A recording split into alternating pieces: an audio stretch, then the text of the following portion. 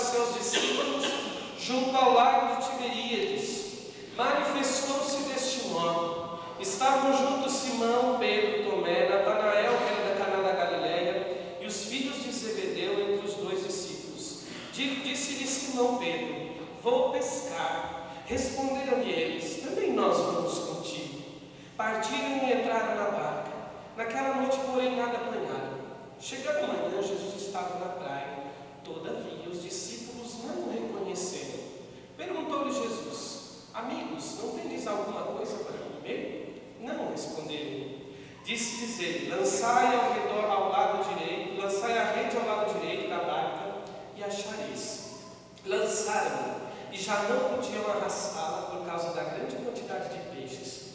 Então aquele discípulo a quem Jesus amava disse a Pedro: é o Senhor. Quando Simão Pedro ouviu dizer que era o Senhor, cingiu-se com a túnica porque estava nu e lançou-se às águas.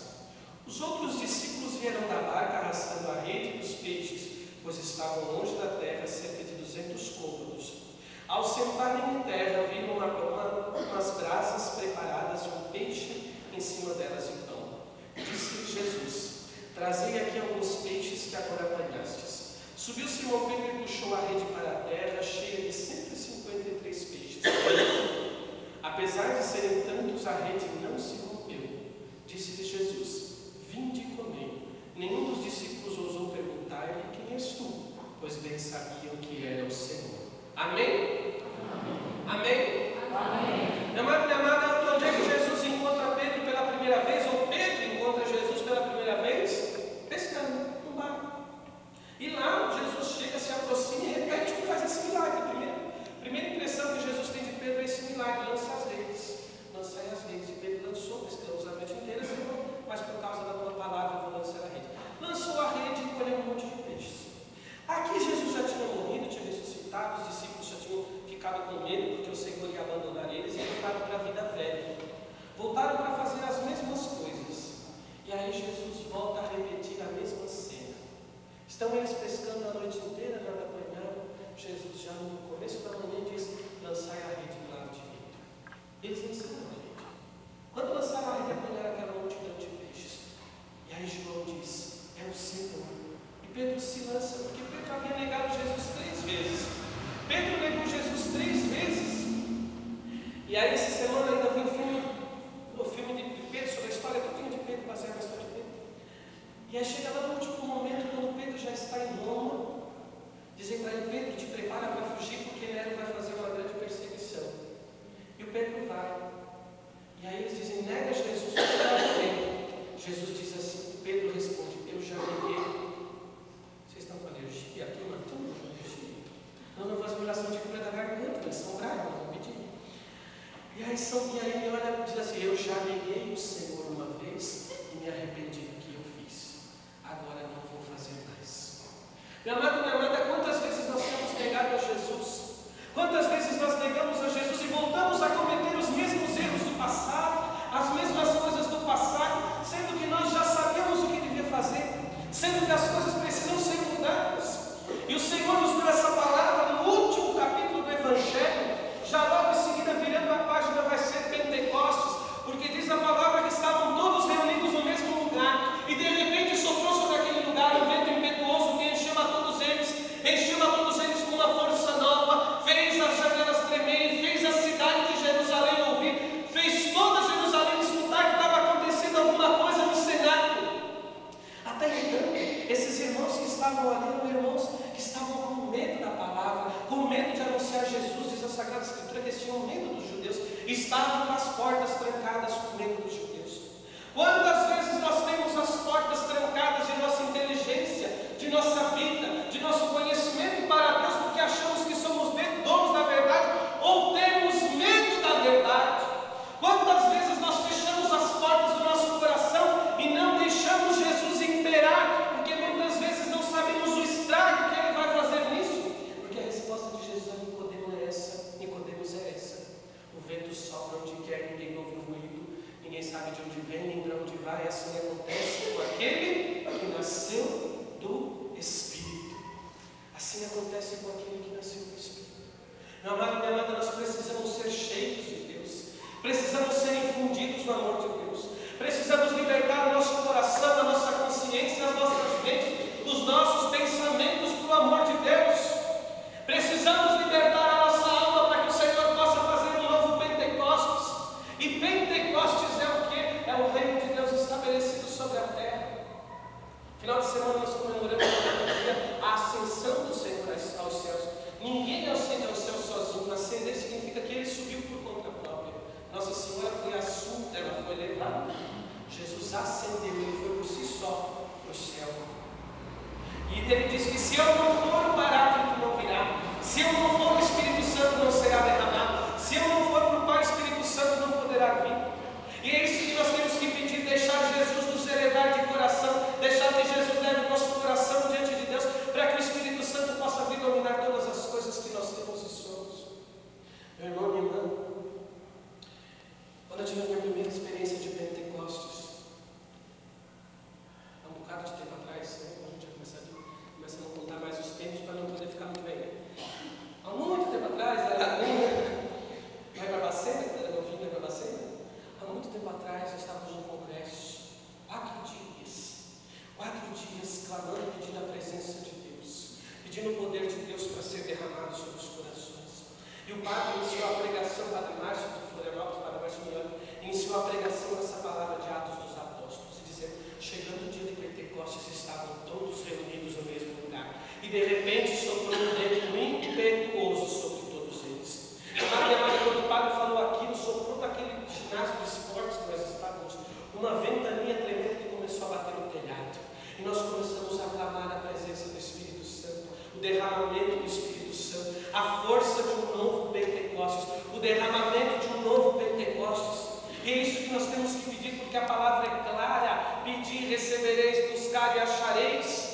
Se vocês são maus e dão coisas boas aos vossos filhos, quanto mais o vosso Pai que está no céu, ele dará o Espírito Santo a quem ele pedir. A Samara, vem cá, Samara, que está no fundo me ajudando hoje, o capricho está lá, vem.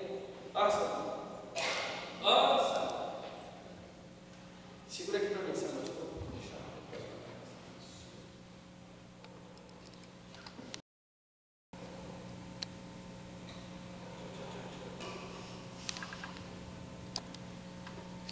Segura o microfone aqui para mim, Samara.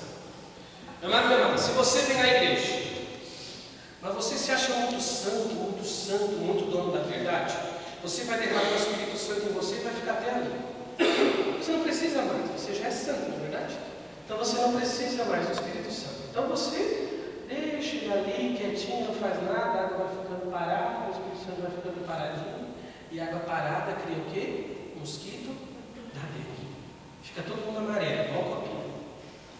Agora, se você tem um pecadinho, você vem no grupo de oração, mas continua fazendo o mesmo pecadinho, você vai receber o Espírito Santo, o que vai acontecer?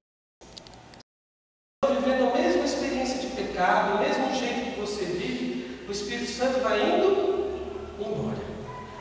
Aí você continua mesmo assim vindo no grupo de oração, orando, pedindo a Deus, mas continua fazendo outros pecadinhos. Aí o Espírito Santo começa a se derramar. Ele vai mais rápido, ele só passa e vai, não fica.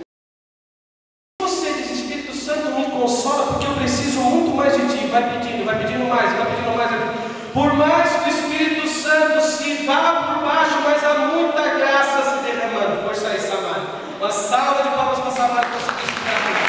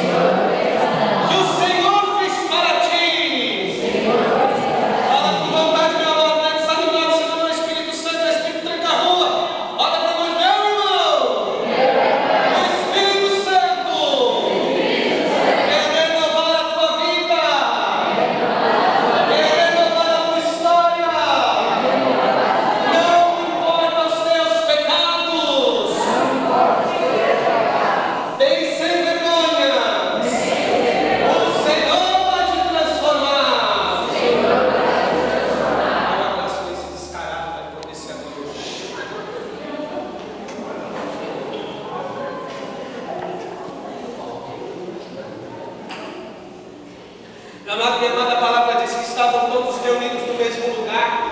De repente veio do céu um barulho, um ruído, como se soprasse um vento, e todos começaram a falar em novas línguas. E a palavra diz lá em Atos 2, você vai ler em casa quando chegar essa noite, até domingo, você vai ler porque é o dia de Pentecostes. Diz a palavra que aquela gente, aqueles 12, mais as mulheres e as crianças, fizeram tanto barulho naquele cenário, tanto barulho naquele lugarzinho lá onde eles estavam reunidos para orar, que toda Jerusalém escutou e veio ver o que estava acontecendo. Veio ver o que estava acontecendo. Meu amado, carismático que não faz barulho está com defeito de fabricação. Carismático que não ora, carismático que não levanta as mãos, carismático que não louva, carismático que não aplaude, carismático que não levanta as mãos para orar com poder está com defeito. Porque Pentecostes faz barulho, onde há barulho as pessoas vão. Onde há fumaça, há fogo. Onde há fumaça, há fogo. Aqui tem jovem. Aqui tem fogo. Eu quero saber onde é que está esse fogo, porque essa igreja precisa ser cheia. Olha para o irmão que está no teu lado, irmão. Olha ali para o teu irmão. Eu estou achando. O teu fogo também eu acho. Minha irmã, quem aqui já botou bambu na fogueira? Imagina pequena, a gente pode fazer isso, botar fogo no bambuzal, né? Pá! Aqueles estrados. Olha para o irmão e diz, meu irmão, por mais que tu seja uma taquara rachada, Deus quer te usar para fazer barulho no mundo, incendiar o mundo, com a graça de um novo Pentecostes. Minha amada, quando eu levantei as mãos a primeira vez para pedir ao Senhor que Ele derramasse a graça de um novo Pentecostes, o que eu vou dizer para vocês não foi nada de visão espiritual, não tem nada disso, mas a sensação, aquilo que eu senti na minha alma, era que o céu estava se abrindo diante de mim. É que o Senhor olhou para mim naquele e disse: recebe o meu poder, recebe a minha graça, recebe a minha unção. Eu hoje te gerei, hoje eu te fiz novo, hoje eu te resgato, hoje eu te chamo pelo nome, tu és meu. É isso que o Senhor quer dizer para você hoje, até o fim de semana. O Senhor